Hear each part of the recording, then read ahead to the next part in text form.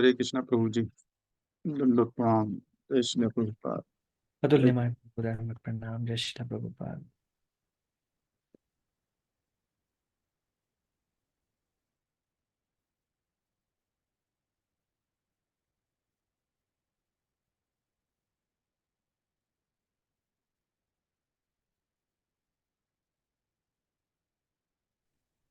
हरे कृष्ण प्रभु जी दंडवत प्रणाम।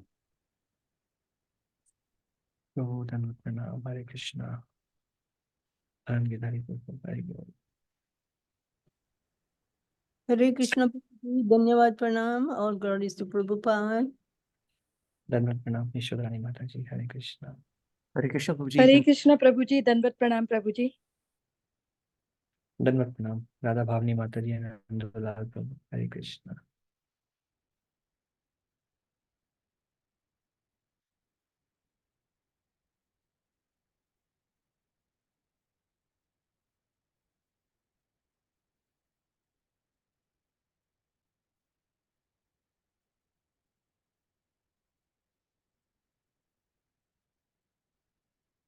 Two more minutes, then we'll start.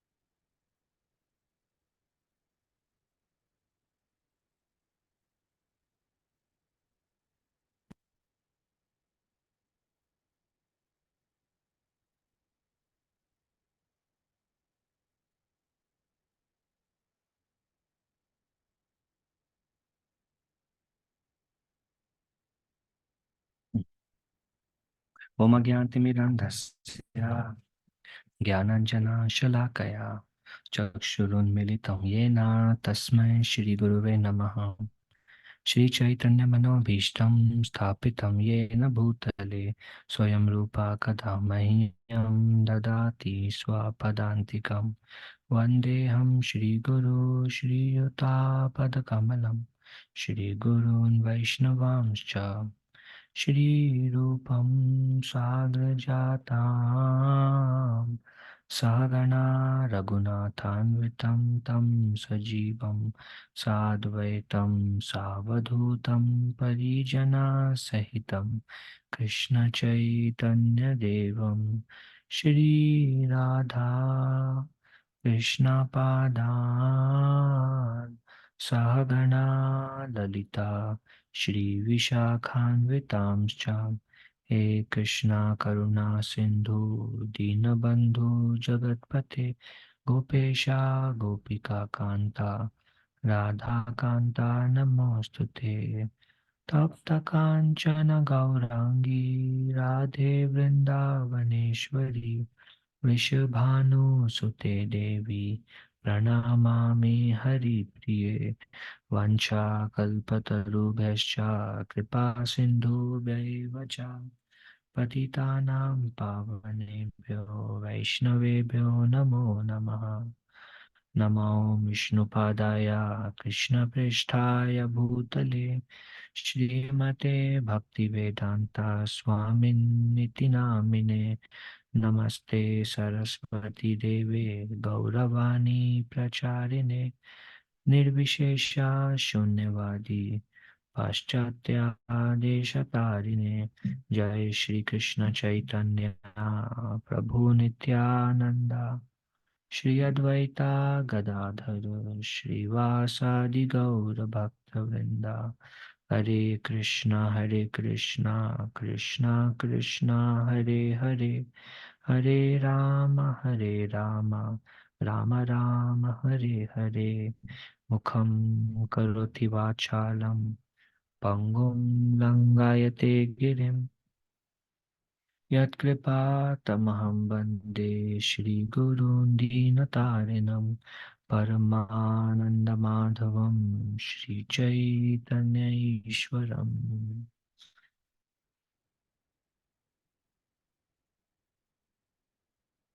So we are reading from Shri Isopanishad, verse number 11 today. Short discussion, only one verse we will cover today.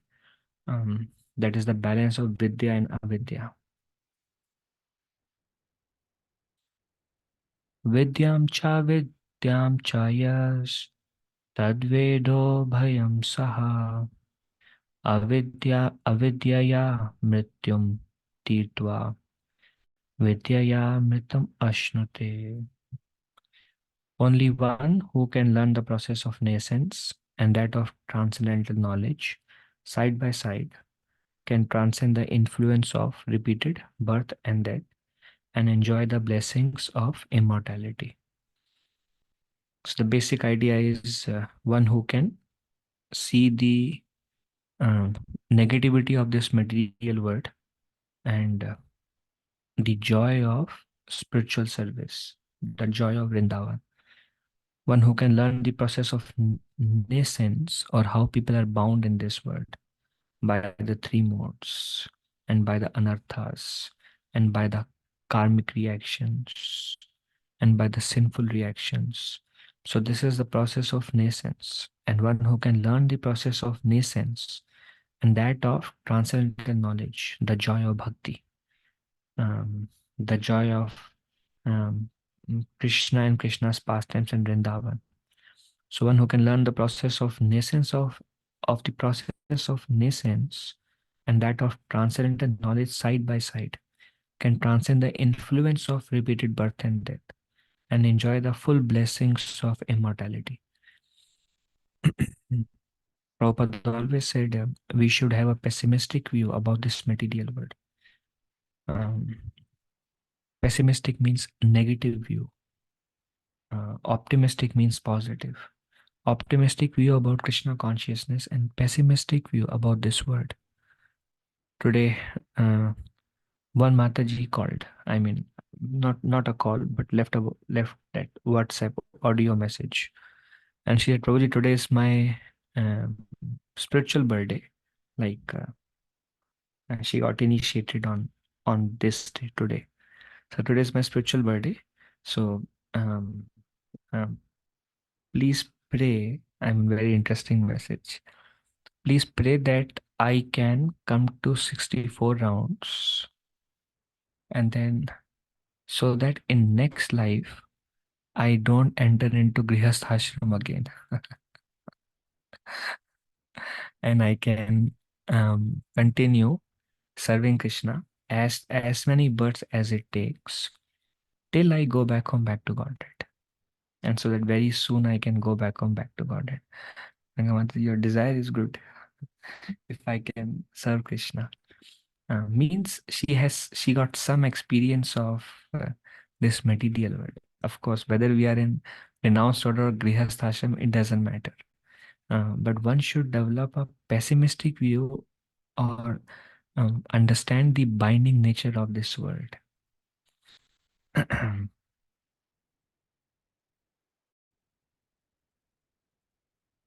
As long as there is a hope of happiness in this world, that will become the cause of bondage.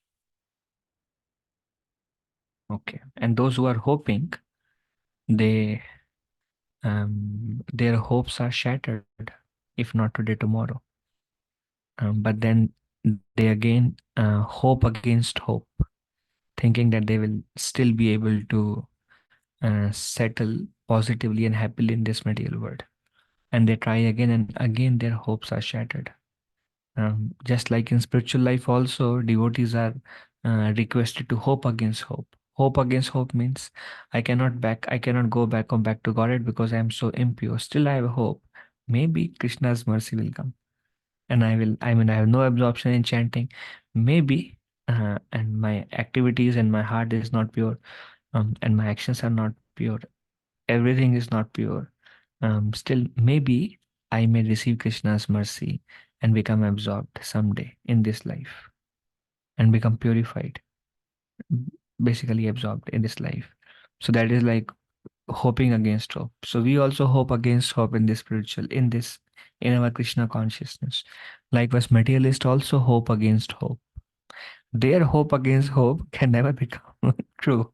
It will always be a, a, a negative experience at the end. Um,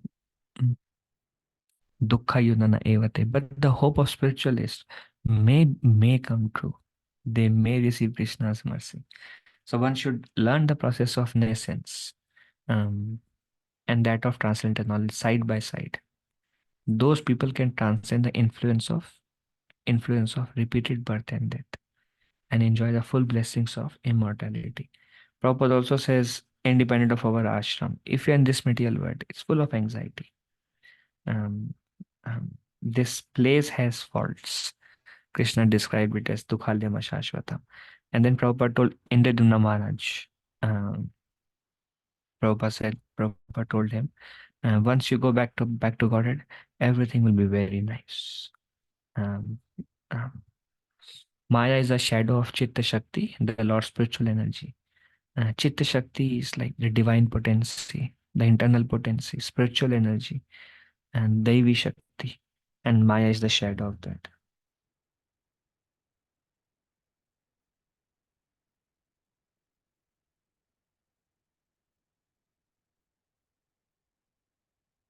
Maya is the shadow of Chitta Shakti, the Lord. I mean, Brahma Samhita also explains Durga or Maya as the shadow of Rama Devi. Rama Devi is expansion of Lakshmi, just like Narayan has Lakshmi, consort Radharani's expansion Lakshmi. When Narayan comes as Mahavishnu, then Lakshmi expands as Rama Devi. Lakshmi expands as Rama Devi and entered into the heart of Mahavishnu. And Mahavishnu and Rama Devi have eternal pastimes. That's why we see Mahavishnu does not have an external consort. He's just lying because he has those pastimes within his heart. And that Rama Devi backside is a Maya, shadow. We also hear shadow of Krishna is Maya. So Maya is the shadow of Chitta Shakti or the Lord spiritual energy. It is further mentioned that karma and gyan are the activities of Maya. They are under the shelter of Maya, karma and path of karma and gyan.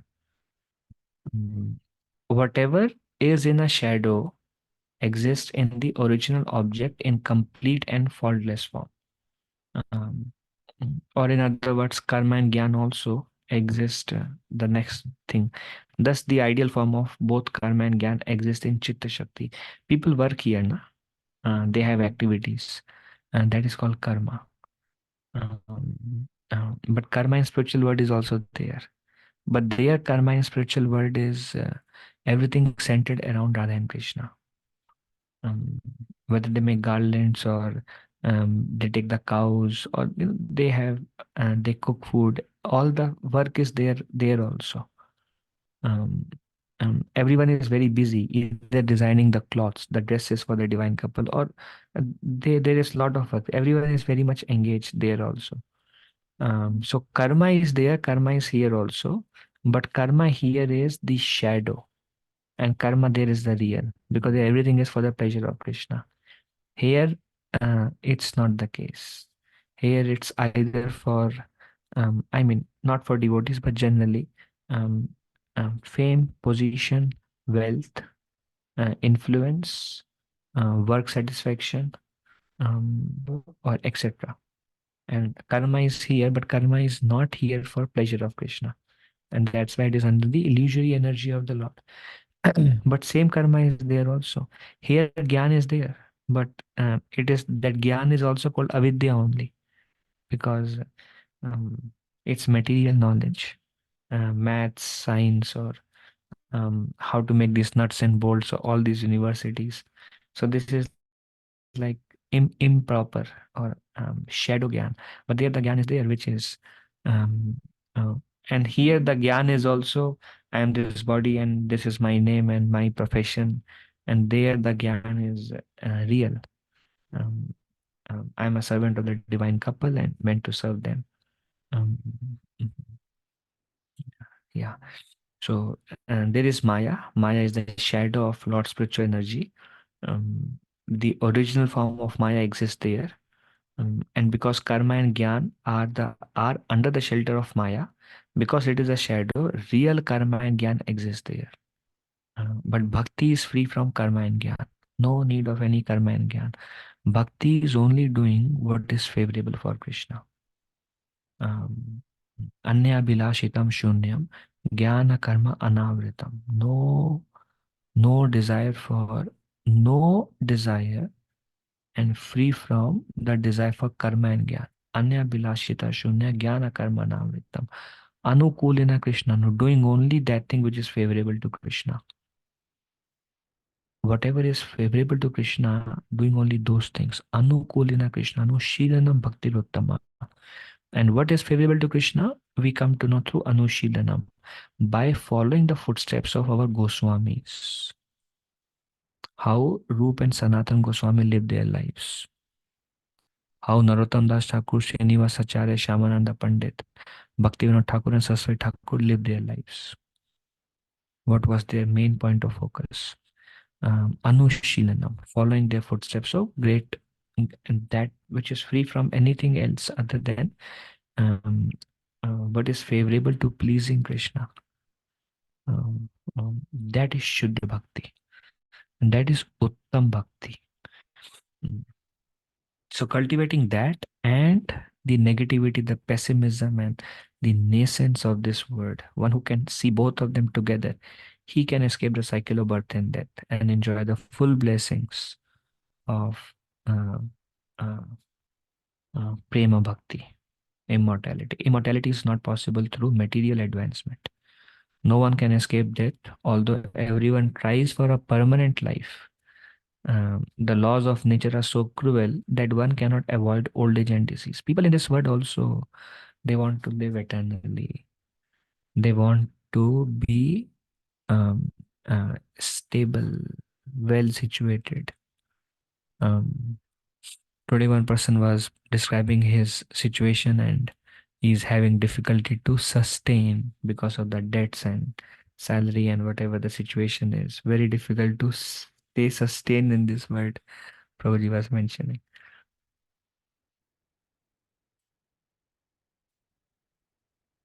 No one can escape death, although everyone tries for a permanent life. The laws of nature are so cruel that one cannot avoid old age and disease. So nature of this world, no matter who we are. Here also people want to be happy. People want to be eternal. People want to love and be loved. People want people whatever people want, they can get all those things fulfilled. People don't want those anxiety. Na? Children life is very kind. When there is no school pressure, there is no exam, there is only play for cowherd boys. It's just centered around love actually.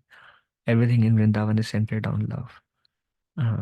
But people want to get that in this material world. But in this material world, all we get is old age. We get,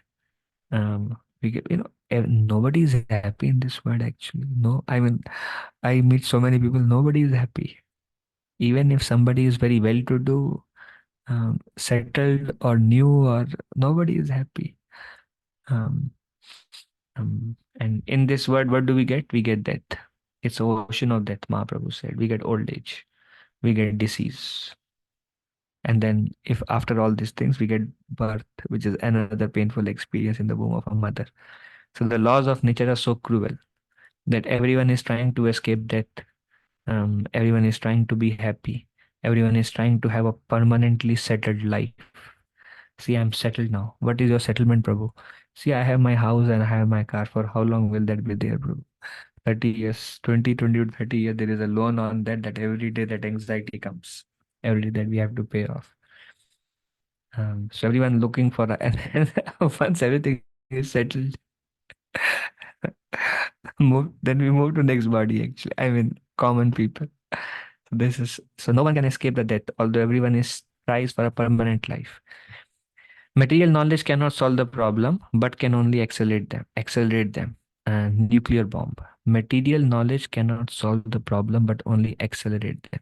People try to solve the problem, but it is said that in order to solve the problem, people create new problems. Like, for example, there is problem between the nations, and they are trying to solve the problems by protecting their nations with arms like nuclear bombs, and that is the cause of world war. Another problem.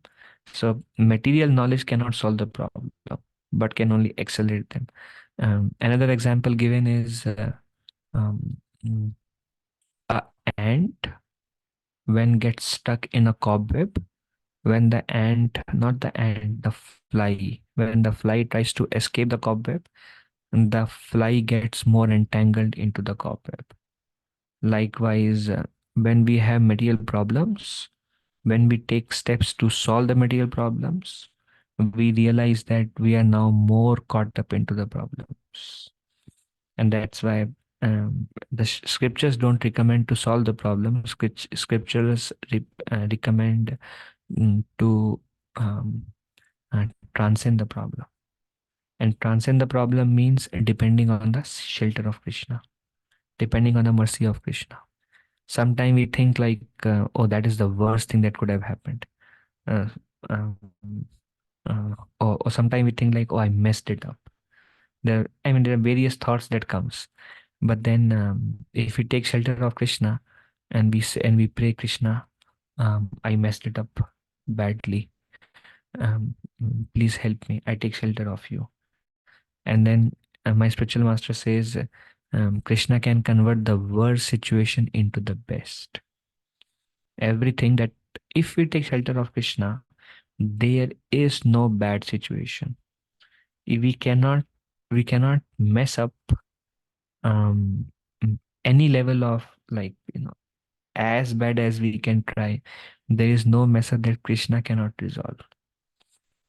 Um, so we don't try to think or act from our material mind. When we try to do that, we only get up into more and more material complexities or mental complexities. Rather, we pull ourselves out and we see, well, we just pray to Krishna to resolve. And then Krishna can bring everything out in a very favorable way. See, all we have to do is take shelter of Krishna, and then everything. But in this material world, the more we try to solve the problem with our material mind, the more we accelerate the problem. So best is to we should learn to withdraw from this propensity to solve. If not, if until it is necessary. Um, like Alakanta Prabhu says, whatever situation is there, um, whatever situation comes in our life, a devotee sees the hand of Krishna in that. Something happened which may not be something that you want. Well, Krishna's hand is there. Krishna hand is there. And if Krishna hand is there, then Krishna has a plan. And I must take shelter of Krishna. And if we have that faith in Krishna, then Krishna will protect us. But material knowledge cannot solve the problems. It can only accelerate the problem. Brahma lives a long life, but he's not immortal. So people in this material world, they want to live, um, they want to become immortal. But even Brahma is not immortal. Demon Hiranyakashipu wanted to enjoy wealth and women by becoming immortal and attain boons from Brahma by performing austerities. But Lord Narasimhadev killed him. All glories to Nrsimha Chaturdashi, which is coming in 3 days, the day after tomorrow. Um, there is, that Disney world, his body is saved in ice cold and certain environment. So he want to come back and enjoy what he has created. Foolishness. People perform severe austerities and get boons from Brahma, not just material scientists who anyways don't know anything. But even Brahma, who is a very powerful being, he also dies, and after receiving all the boons from Brahma, Hiranyakashipu, nobody in the past could be happy and could survive forever. It's our nature, but it's not possible in this world. What Hiranyakashipu actually wanted, he will get it in Golok Vrindavan. He wanted love. He wanted satisfaction. He wanted happiness. What he wanted, he will get in spiritual world. But he was thinking he will get all those things by force, by control. But his path to do it was wrong, and that's why Hiranyakashipu was delivered. Everyone struggles for existence, but the laws of nature are so hard and fast that they do not allow anyone to surpass them. This is very nice. Everyone is struggling now. Nobody is happy actually. Um, everyone is struggling in this world, but still nobody want to escape. Everyone struggles for existence, but the laws of nature are so hard and fast that they do not allow anyone to surpass them. Um, everyone is bound by the mode of passion, mode of ignorance, mode of goodness. Everyone is tightly bound by the ropes of those modes. Nobody can surpass beyond that modes. Everyone is helplessly forced to act in those modes, tightly chained by these three modes. And naturally, when we are bound by those three modes, there's a struggle for existence. This continues forever. Krishna also says in Bhagavad Gita, what can repression of mode accomplish? Everyone is forced to act according to the modes one has acquired. What can repression of these modes accomplish? Nothing. So immortality is not possible through material. This is how Prabhupada is explaining developing, understanding nascence, understanding this word, developing a pessimistic view. Krishna also says, become pessimistic about this word. How Krishna says that? Krishna says, Janma Mrityu Jara Vyadi Dukha Doshanu Darshana. See the fault in the process of birth, old age, disease, and death. See the fault in those things. This is called pessimistic view. Krishna says, Dukkha Doshanu Darshana. Dosh and Dukh, observe. Observe the misery and the fault in the cycle of disease, old age, and death. So, how to attain immortality? Scriptures. To become happy in this life and to attain a permanent blissful life, immortality, after leaving the body, one must study the scriptures like the Upanishads, Vedanta Sutra, Gita, and Bhagavatam, and learn the process of going back to Godhead. This is how we can attain immortality. See, this is a word of darkness now. It's called the word of nascence, where everything is dukkha, filled with dukkha. Everything is temporary by nature, and there is a fault of death, disease, and old age. But then, in this darkness, this Bhagavatam is compared to the torchlight of knowledge. Guru is compared to Om Agyantiminat. Guru comes with a torchlight of knowledge. Bhagavatam is a torchlight of knowledge. Bhagavad Gita, Krishna's instructions, scriptures are the way. It's like, imagine we are um, um, um, actually, it's not a good example, but I will say that I just remembered a movie. This movie I watched obviously more than 15 years back, because before that I used to watch some movies. So there was an English movie, it's called The Cube. And this movie, I don't know, I don't think anybody may have seen that movie. It was a scary, it was like, there were like maybe hundreds of thousands of cubes, and all the cubes are moving. And it's like eternally entangled. And then there is only one handbook that shows which way to go so we can escape. It was like a jail. It was actually the prisoners were put there. Actually, it was kind of punishment people were given, and people can never escape. But still, they will have a handbook, and most of them will make mistake here and there, and it's very everybody will go through that in those, like those, each cube you can enter 4 cubes from that one cube, and 3 of the cube you will die, one cube you will live alive, and you have to traverse in such a way they can reach, and all the cubes are moving their positions, so you have to traverse in such a complex way that you can, only one door is there among hundreds of thousands that takes you to out, and everything else is moving, and to get there is like almost impossible. And I was just thinking about this movie, and just now this thought came, and this is like this material world. To escape and go back to Golok Vrindavan from this material world is like impossible. Everyone is tightly bound by the 3 modes of material nature. But then there is a handbook, which is the Upanishads, Gita, Bhagavatam, the way to go back home, back to Godhead. And this one should learn. This is the path to transcendence.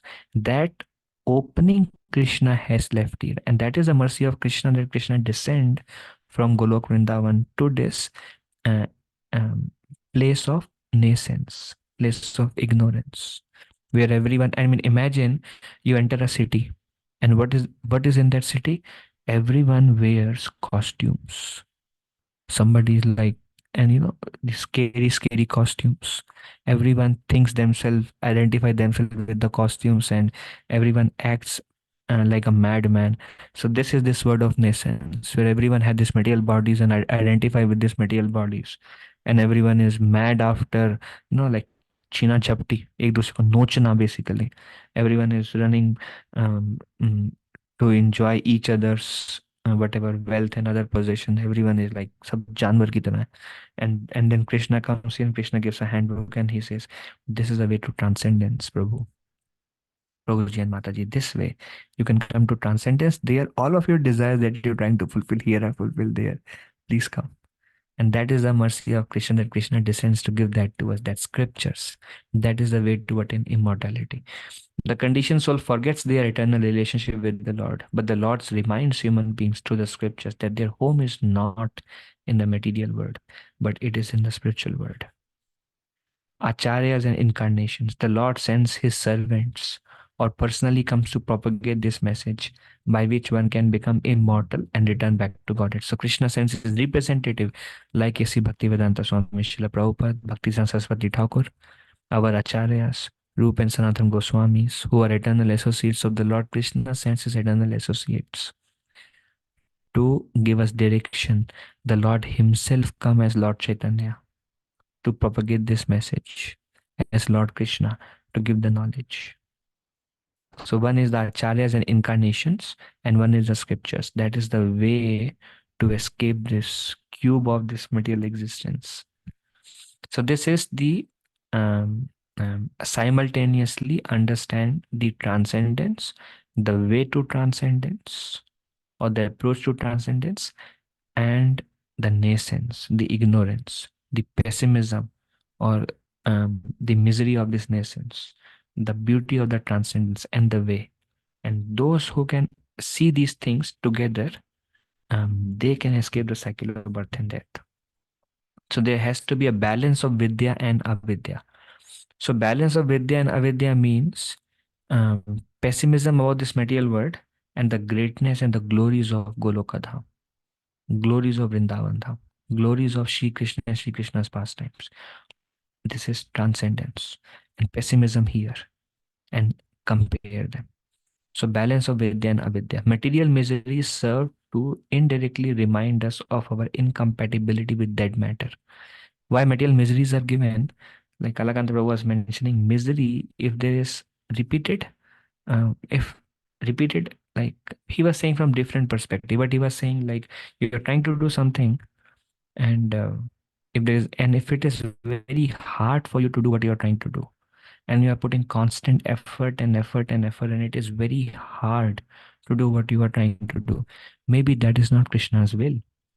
Maybe that's not Krishna's plan for you.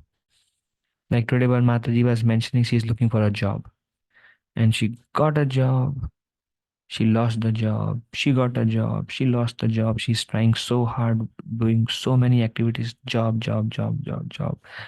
I said, Mataji, I don't know, you're working so hard and somehow there are so many obstacles. Maybe Krishna has a different plan for you. I don't know. So sometimes, like Alakanda Prabhu says, sometimes if you want something and Krishna is making it really difficult for you to attain it, maybe Krishna has a different plan for you. And best is to act according to Krishna's plan. So, material misery, what's it? Material misery serve as an indirect serve to indirectly remind us of our incompatibility with dead matter. I mean, we all are trying to exploit the dead matter since time immemorial. And what to speak about time immemorial, in this life also, we have tried a lot uh, to um, uh, to exploit the dead matter, to enjoy the dead matter. And what do we get? We get every experience with dead matter gives us misery.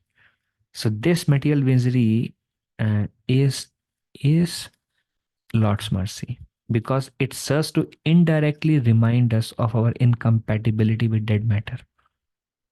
It's not compatible. The jiva cannot be happy with the dead matter. It is not possible. The jiva can be happy with um, loving loving Krishna and loving Krishna's devotees and serving Krishna's devotees. So in this way, the jiva can be happy. So these miseries are great. That's why material miseries serve to indirectly remind us of our incompatibility with dead matter.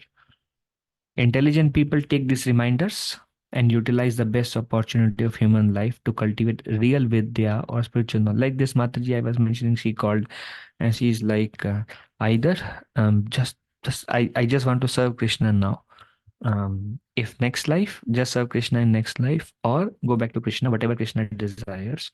But I just want, why maybe some things in her life not going well. So she's taking them as a reminder of reminder of the nature of this world, because it is incompatible for the soul to be happy with activities in this world. So intelligent people take these reminders and utilize the best opportunity of human life, which is a life to cultivate real vidya or spiritual knowledge. They understand, they practice, and they try to go back home, back to Godhead. Avidya or advancement uh, Avidya or advancement of material knowledge. Avidya is referred to the path of karma or advancement of material knowledge. And why people want to perform karma? For unrestricted sense enjoyment. Avidya, I'm talking about common people, obviously. Devotees does everything for the pleasure of Krishna. Avidya or advancement of material knowledge.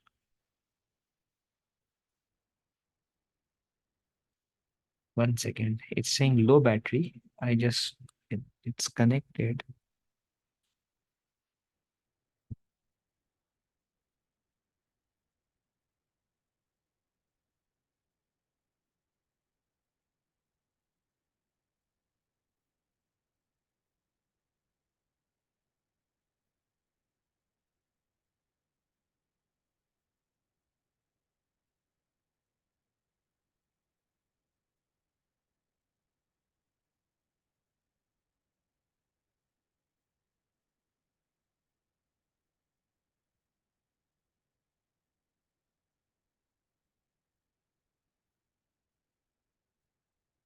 Hmm.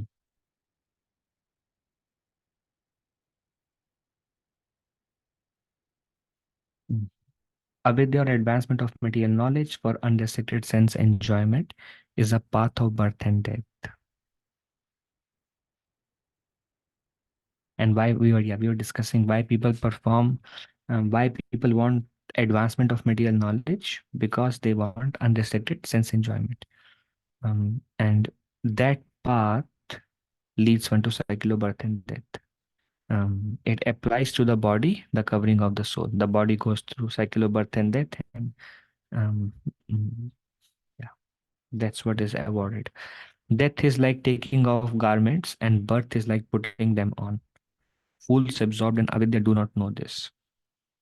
Enamored with the, that's why you see, pure devotees don't have this fear of death, because they have knowledge.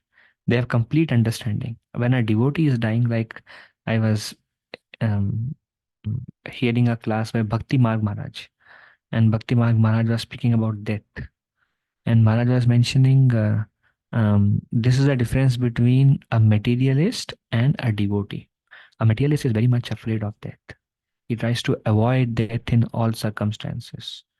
Um, um, and he has many plans while he is alive. But a devotee, he has no fear of death. He embraces death. When death comes, he's like, let it come, because he has full understanding. He knows either he will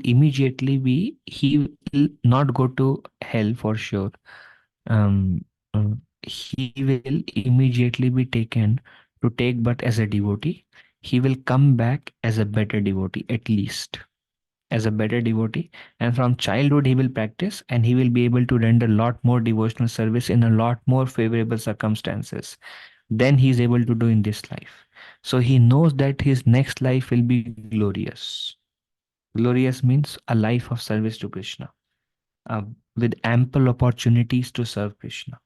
And from childhood, he will cultivate and live a pure life because of what he has cultivated in this life. He will continue from there. So he has complete understanding of where he is going.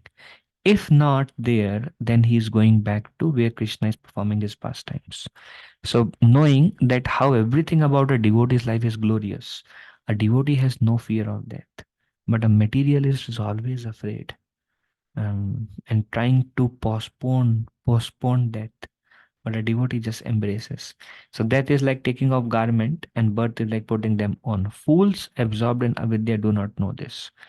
Enamored by the beauty of Maya, fools repeatedly undergo the same miseries due to laws of nature. And those who are not Krishna conscious, what do they get? Prahlad Maharaj says, Materna Krishna parato satova mitho vipadyata griha vritana madanta gobe vidanata mishram puna puna charvita charvananam. Materna Krishna. Matir means attachment to Krishna is not developed. Parato Svatova. Those who are absorbed in sense gratification by their own effort or by the help of others, their attachment to Krishna is never developed. Those who are chewing the chewed will not be able to develop attachment to Krishna either by their own effort or by the help of others. Why? Because they are engaged in chewing what is already being chewed. In this life also, they experience the misery of eating, sleeping, mating, and defending. And next life also, they experience similar misery, and it continues. So fools repeatedly undergo the same miseries due to laws of nature. Prabhupada says it Maya. Prabhupada says Maya means that which is not. Because the laws of nature actually promises happiness. Mode of passion promises happiness in different ways. Ignorance happiness promises happiness in different ways. And goodness promises happiness in different ways. And based on driven by those desires, we engage in those activities. And the result is not what is promised. When the result is contrary to what the promise is, the result is, the thought of those result is illusory. And that is why Krishna call it Maya, illusion, that which is not. Enamored with the beauty of Maya, fools repeatedly undergo the same miseries due to the laws of nature. This life is not meant for working like an ass or for cultivating avidya for sense gratification. Not meant to work like an ass. And what does ass do? Ass works really hard. Why does he work really hard? To get some grass which is everywhere. Prabhupada gives this example. He works super hard to get some grass. And that's why the spiritual culture is called ashram. Grihastha ashram, brahmachari ashram, vanaprastha ashram, sannyas ashram. Shram means hard labor. shram. Shram means hard labor. Bhagavatam says those who do lot of shram, but if they are not doing it for the pleasure of Krishna, shrameva hi kevalam, then it is only a mere hard labor. There is no benefit to it. And ashram means no hard labor. There should not be hard labor in brahmachari life, should not be hard labor in grahastha life, should not be hard labor in vanaprasth life, should not be hard labor in sannyas life. But then Prabhupada also said we should work hard for Krishna. So we should be constantly busy and working hard for Krishna. My spiritual master says, take the rest you need. You need 5 hours, 6 hours, 7 hours, take the rest you need. Rest of the time engage in working, and rest of the time engage in Krishna service. Um, um, so this life is not meant for working like an ass or for cultivating avidya for sense gratification. So there has to be balance. Okay. Material versus spiritual sense enjoyment. Every jiva in his original spiritual form has all the senses. Means, like we have one of the 5 relationship now. So we have all the senses. We have eyes, we have nose. We smell the fragrance of Krishna. We have eyes, so we can see the beautiful form of Krishna and Krishna's devotees. And the beautiful dham. We have eyes, we have nose, we have ears to hear the flute of Krishna and the interaction with all the associates of Krishna. We have sense of touch. So all the senses, and we have tongue also to taste the remnants of Krishna there also. So every jiva in his original spiritual form has all the senses, which are now materially manifested. And now in this material world, they're all engaged in material activities. Um, um, and this material world it is a world of illusion, attractions of Maya. But spiritual world is the real place. Um, the activities of the material senses are perverted reflections of the activities of the original spiritual senses. Here, eyes wants to see something beautiful, na? Their eyes wants to see Krishna's form. Here, the nose wants to smell something. Their nose wants to smell the fragrance coming from Krishna and from the lotuses in the different lakes and the spring season in Vrindavan, when all the flowers blossom. So the senses are there. The tongue is there. The sense of touch is there. The eyes are there. The ears are there. But they are engaged in their spiritual senses and engage in spiritual engagement. But in this material world, it is perverted reflection of the activities of the original spiritual senses. The disease of materialism has to be cured before real spiritual sense enjoyment is possible. The disease of materialism has to be cured before real spiritual sense enjoyment is possible. In other words, like we see, one of the offense to the holy name is to maintain material attachments. Even after understanding so many instructions on this matter, we hear, yeah, very nice. I see the difficulty but then we may run behind the same things now. Even after seeing the, uh, um, um, that's what Prahlad Maharaj says now. Puna charvita charvanana.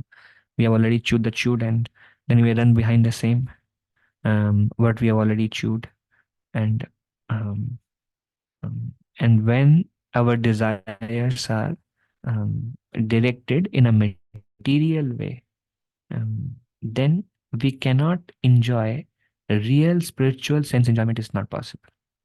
We cannot enjoy our spiritual life, our Krishna consciousness. So the disease of materialism has to be cured before real spiritual sense enjoyment is possible.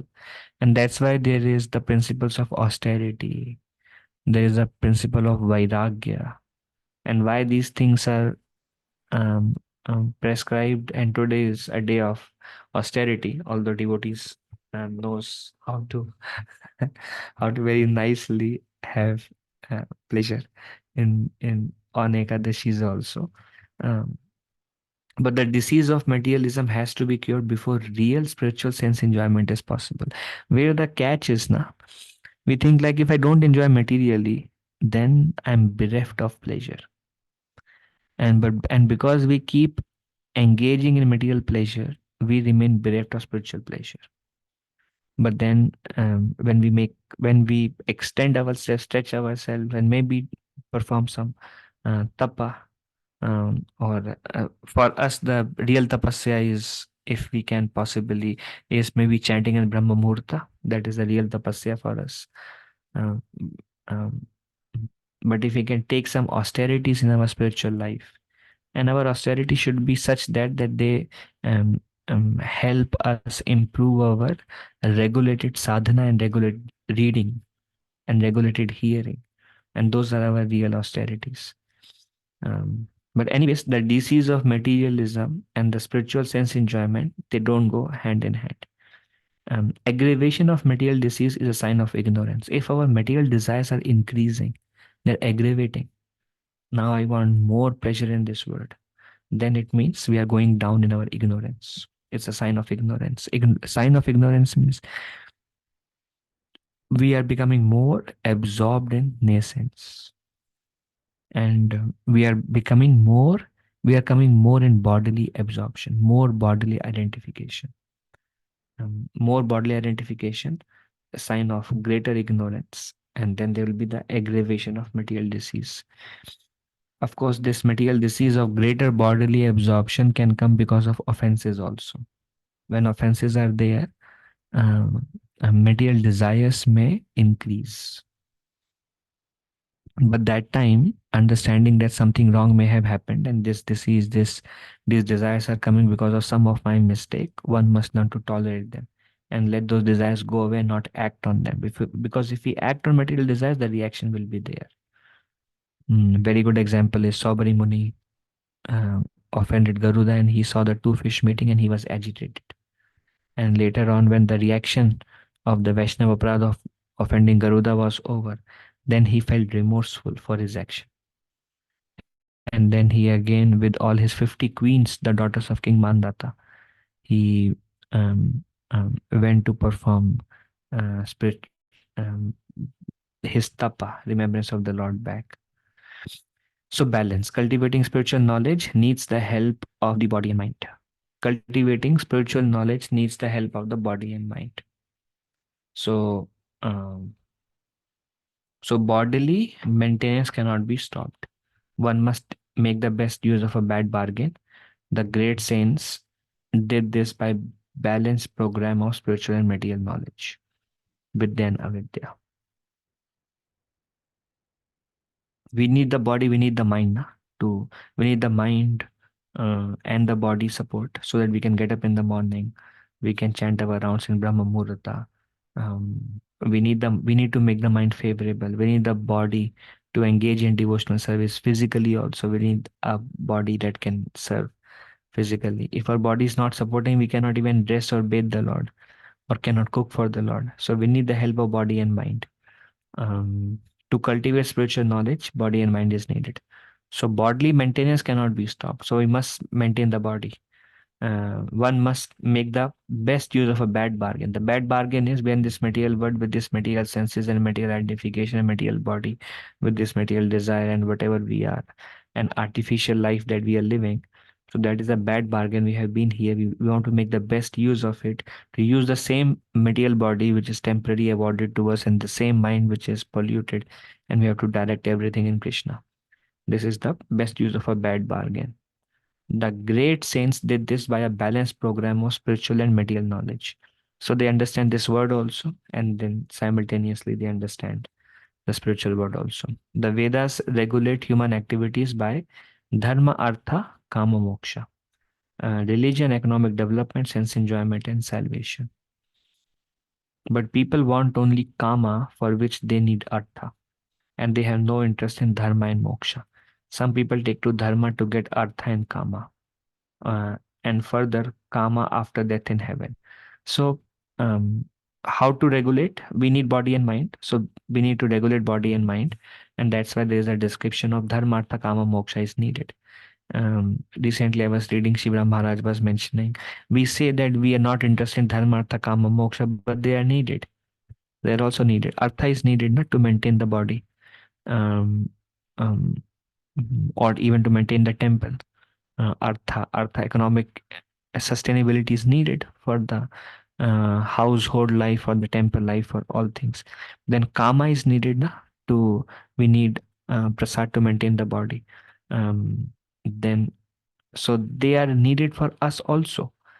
So it's not that we reject them, but then problem is they are not the goal of our life.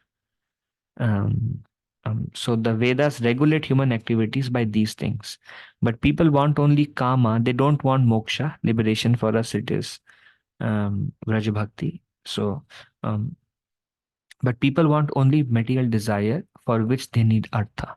People want, okay, this is my desire and I need wealth to fulfill my desire, and they have no interest in dharma and moksha. And some people take to dharma to get artha and kama, and some people perform some kind of demigod worship to get wealth and fulfill their material desire. Oh Durga, give me this, and oh Ganesh, remove these obstacles, and oh this, and they don't ask for spiritual things. So some people take to dharma to get artha and kama, and jnanis take to moksha because they want to be happy and they are not happy in this world. So maybe in so at least they have this realization that this material world is a miserable place and they want to escape. But still the purpose of escape is I am miserable. Or they want kama after death in heaven, or they perform lot of dharma, lot of demigod worship so that they can go to heaven and enjoy the heavenly pleasures there. So, uh, mm, okay, I think last slide. Dharma is actually meant for self-realization, and artha is required for bodily maintenance. We need artha, which is needed for to maintain the body, and we need dharma.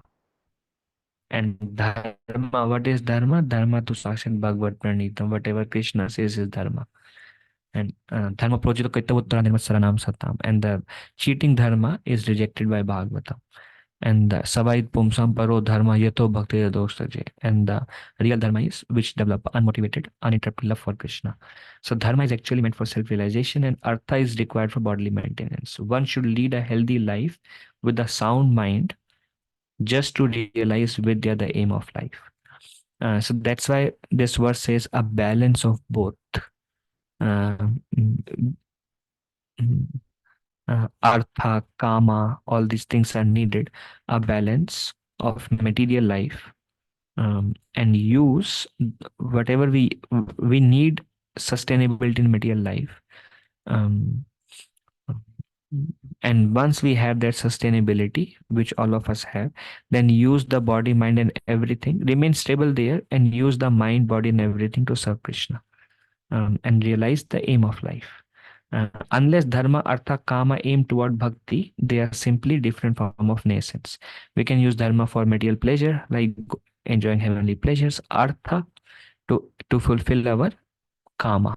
And if our desires, like for if they're not aimed toward bhakti, how we can aim toward bhakti is by making nice food and offering it to Krishna. Like we have Sunday feasts, make nice prasadam, offer it to Krishna.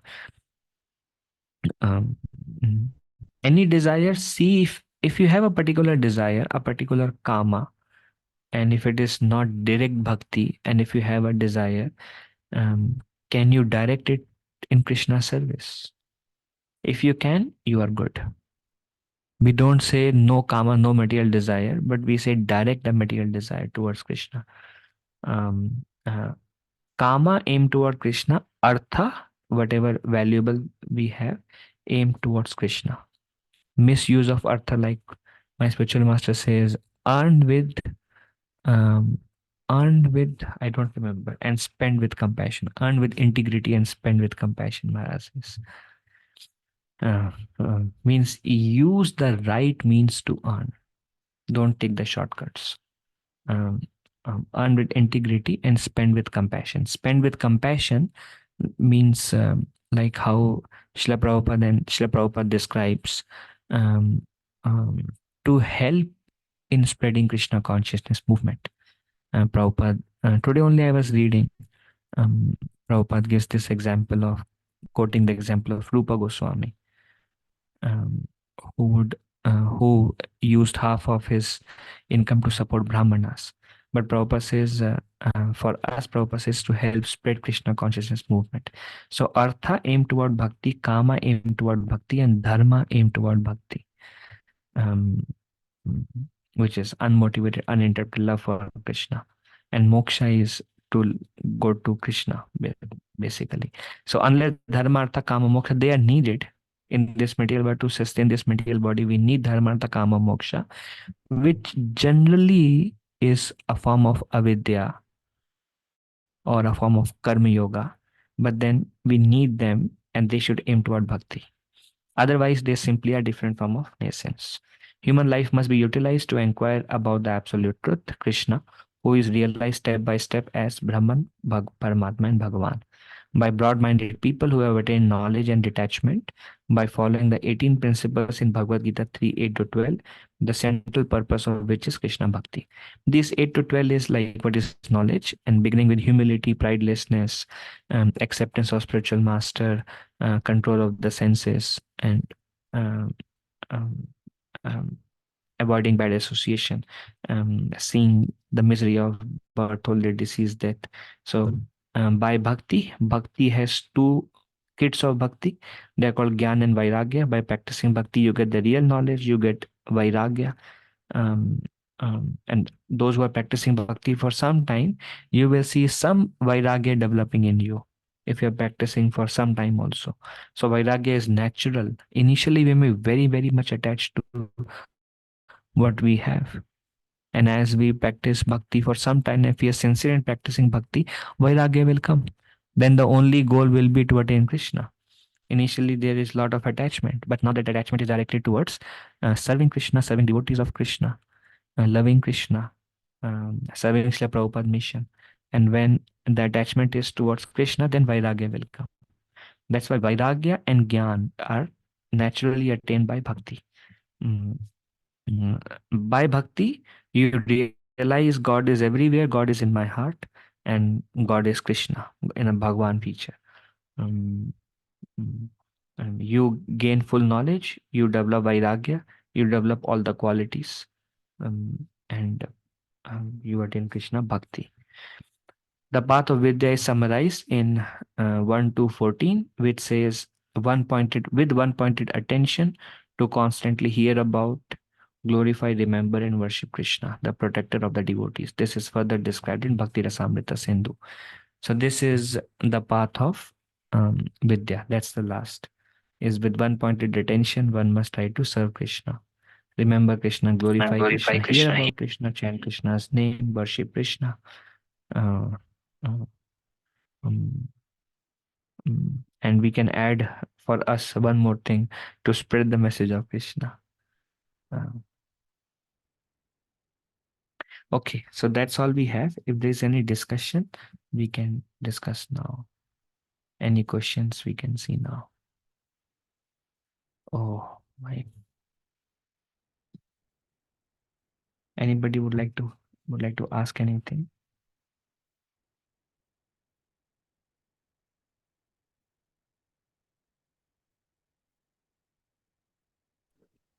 Hare Krishna, Prabhuji. Dandavat Pranam. All glories to Srila Prabhupada. Thank you, Prabhuji. Prabhuji, one inquiry, please forgive. Prabhuji, like when we have this dharma, artha, kam, moksha. Okay, I guess there is no discussion then. Thank you for joining. If I spoke anything wrong, please forgive me as your humble servant. Vanchakalpatarubhesha kripa sindhubhe evacha patitanam pavanebhyo vaishnavebhyo namo namah. Anantakoti Vaishnavendra ki jai. Dandavat pranams. Some is asking. Prabhuji, I think Ananthari Prabhu was asking a question. Somebody has a question. Prabhuji, Ananthari Prabhu is asking a question. Hare Krishna Prabhuji. Atulya Prabhu. Dandavat pranam. Dandavat Pranam. Just who was asking. One Prabhu was asking some question, Prabhuji. Ananthar. Anthony, do you have a question? Prabhuji, am Good I audible, morning. Prabhuji, now? Yeah, you are audible. Sorry, Prabhuji, sorry. Prabhuji, I was asking, like, we hear that dharma, arth, kam, moksha is required in the sense that I'm not pure like that way. So, Prabhuji, my inquiry is when we are keeping Krishna in center while fulfilling the requirement of dharma, artha, kam, moksha, then what should be our approach to Krishna during that phase? Should we be praying for that while we are performing those four items? Or we should be praying that may Lord fulfill that, or should we be praying कि जो मैं ये इच्छा रख रहा हूँ और जो आपकी इच्छा होगी मैं उसको स्वीकार करूंगा. What should थोड़ा वो what should be our approach to when we keep Krishna in center during those See, there were two stages. One stage is where we have a karma which is not really Krishna, which may not be really Krishna's desire, but it is just a desire that we have. Then we try to use it in the service of Krishna. That is one kind of karma. Another kind of karma is the minimum necessities of life, like how Bhagavatam says, um, one must perform um, um, dharma or to keep the body and soul together. So we need to eat something, na? And that may also be considered as like we cook to maintain ourselves, like all the pure devotees also eat prasadam. So that may be seen as um, um, um, and um, everyone needs wealth to even spread Krishna consciousness movement. So artha is needed there also. So it's not that as long as when this material world no artha is needed. Like one reporter in front of that, he told Prabhupada, some devotee told Prabhupada that Prabhupada, this guru is very famous. Somebody offered him money and the guru said no, no, no, no, no. And Prabhupada said, take a picture of me and then I will use all the wealth and I will put my hand around it and I will accept everything and publish in newspaper. And Prabhupada says we can use the entire world in the service of Krishna because everything belongs to Krishna and everything can be used in the service of Krishna.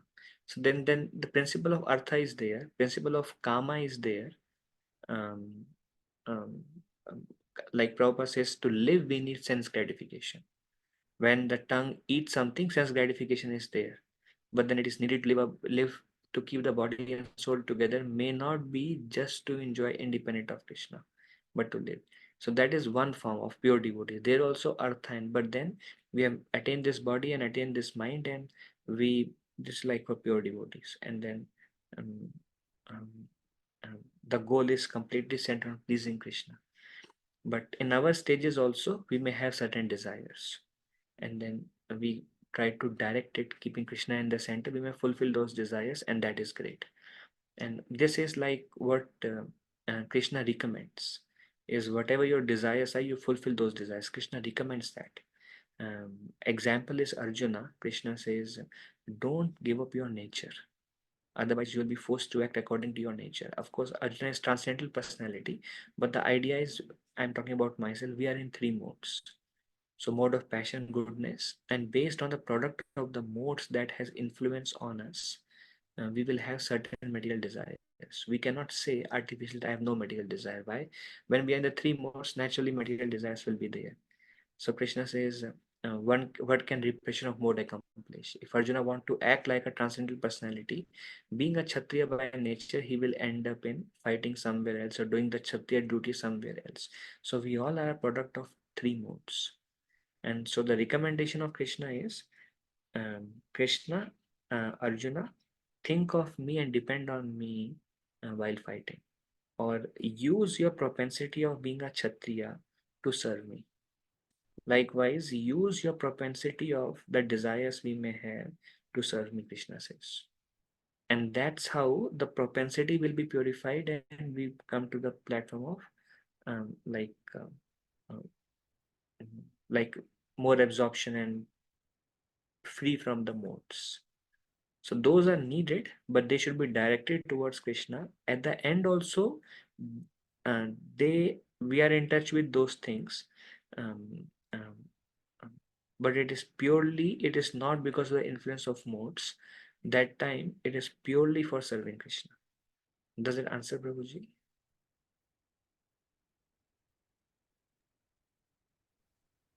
Yes, Prabhuji. Very practically in application part, I think I fail to apply that aspect.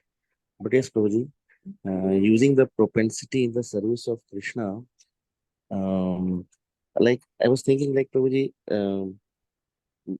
seeing the hands of Krishna in how he is helping me to purify this desire of mine. Can we say that? Because I cannot use that propensity to serve Krishna because that desire is separate from Krishna in one sense. But seeing the hands of Krishna, that how he is purifying me from that desire uh, uh, and and removing my attachment towards that desire, that can be done. That is doable. Seems like, but using that in service of Krishna, it seems very difficult to do. Like because that desire So itself you, is separate. so you are saying there is a particular desire that cannot be used in serving Krishna? Prabhuji, definitely for a pure devotee, every desire can be served in that. But I don't know for every desire in my case, how can I use that? So you are saying for me it is difficult to connect that desire to Krishna, but then how will it help you? So, Prabhuji, but the desire is there. So now the point is like Prabhuji, let's say, um, um, uh, like somehow Krishna is helping me to remove the attachment to that desire and putting me towards him. That I can see. That is doable. Seems to be. Will that be okay? Or Yeah, that is wonderful, Prabhuji. See, suppose there's a desire, and if I see this desire is not at all conducive for me, and if I get into this desire, maybe it's not conducive for me, then Krishna can give us realization of how this desire may be binding. Um, and Krishna may give us the intelligence how I should, like as you said, Krishna is giving realization. So Krishna may give us the intelligence that I must try to avoid fulfilling that desire. And if we can avoid fulfilling that desire, the life remains sober. Life remains relatively pure. So that is actually great. But then if we really have certain desire, then we can see how do we direct it, and it is recommended some desires, if they are very intense, then it is recommended to direct in Krishna service, which basically means like Kshatriya, Brahmana, Vaishya, Shudra, whatever we are inclined to do, use the propensity in serving Krishna. yes, Prabhuji. Thank you so much, Prabhuji. Yes. Thank you. Hare Krishna. Okay. Anything else? Yes, Prabhuji. Atulya, my Prabhu. Hare Krishna. Prabhuji, one question. I mean, just suddenly from Satyaloka to Patalok, no one is immortal. Everyone has to die. Yes. So, but Brahma also has to die. But some where I read and heard when the lifespan gets over for Brahma, he goes in the same body to Vaikuntha with the same body. Okay. So, Prabhuji, Brahma body is material. Brahma body is described as made of intelligence. Intelligence does not exist in spiritual world. But yes, I mean, Brahma have millions of heads, probably some of the Brahmas has 4 heads.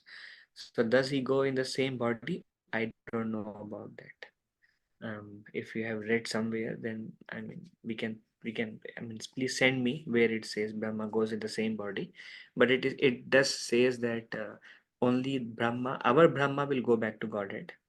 Um, um, those in Satyaloka, they can Yes. wait till Brahma dies and then they can gradually cross over and go to and get liberated.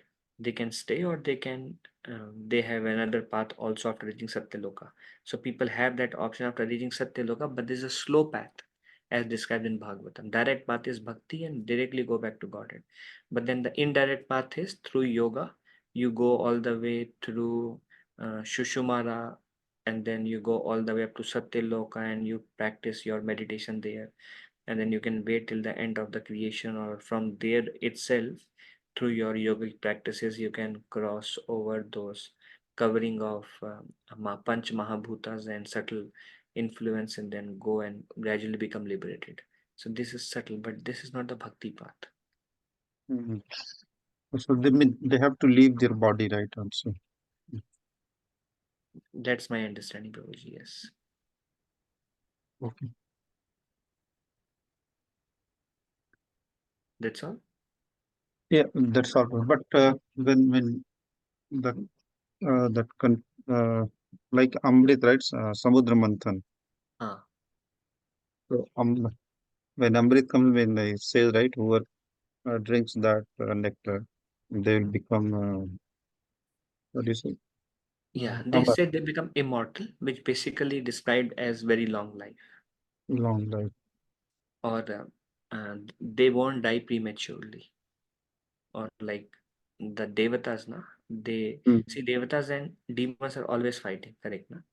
Yes. And their tenure is 71 Chatur Yugas, 71 Yuga cycles. So they live for hundreds of millions of years. But then they're always fighting, and sometimes we see that some demigods dies Yes. in those fight, and um, so, but those who drink Amrit, they will not die prematurely. They will complete their whole tenure. So in that They way, they all, become, huh? so they will be alive one day of a Brahma Not one day of Brahma Prabhu. After Manvantara, they will die. after Monantra. Yeah. Uh, After 71 yoga cycles, they will die. Then it will change. Even if they drink Amritam, still, but they will live their full tenure, which is so long that it is like now this person is deathless. Deathless means now no obstacle can kill him. He will complete his entire tenure. That's the underlying meaning of that. I आप mean, उन्हें आज मार नहीं सकते, बलि महाराज भी उन्हें मार नहीं सकते, कोई नहीं मार सकता उन्हें. mm. So from there they go upper planetary system or different Brahmand, something. Yeah, that is based on their own. I mean, there is no karma there, but different devatas will have different destination. Like Radha Govind Maharaj says, some of the humans they are coming from higher planetary system. Some of the humans are coming from lower planetary system. Those who are coming from lower planetary system or from hell and animal body and then coming to human form, they are usually very angry, non-religious, uh, um, stingy. They have all this short tempered. They have all these qualities. But those who are coming from higher planetary system, they are very uh, forgiving and charitable, um, good mannered. So they are like definitely either a human or a devata from previous life. कुछ लोग बोलते हैं कभी कभी India में कि ये तो देवता गण से आ रहे हैं शायद ऐसे लोग. तो राधा गोविंद महाराज बोलते हैं कि from both places people can come. And we also hear that higher planetary system is more like your good karma, you burn that good karma there and then you come back. Ultimately human birth मिलेगा. Yes. एक तरह से downgrade हुआ जो ऊपर से नीचे आए. वो अपग्रेड मानते नहीं ना उसको. शास्त्र में तो उसको अपग्रेड माना नहीं जाता. शास्त्र में तो बोला जाता है कि भाई वो इच्छा मत करो, क्योंकि it's like going on a vacation, but then the point is vacation is over and then what? To look for a permanent solution now.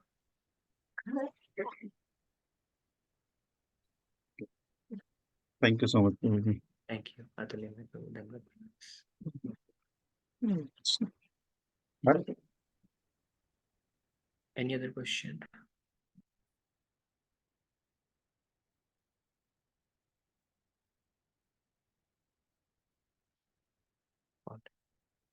Okay, thank you everyone for joining and tolerating. Dandavat pranam. Hare Krishna. Hare Krishna, Prabhuji. Dandavat pranam. Thank you so much, Prabhuji. Thank you. Hare Dandavat. Krishna प्रभु जी धन्यवाद प्रणाम Thank you very much, Mataji. Hare Krishna. हरे कृष्णा प्रभु जी, दंडवत प्रणाम प्रभु जी। Dandavat pranam. Radha Bhavani Mataji. Hare Dandavat Krishna. pranam. Dandavat pranam. Nandu Baba. Hare Krishna, Prabhuji. Dandavat pranam. Thank you, Sunil Prabhu. Hare Krishna.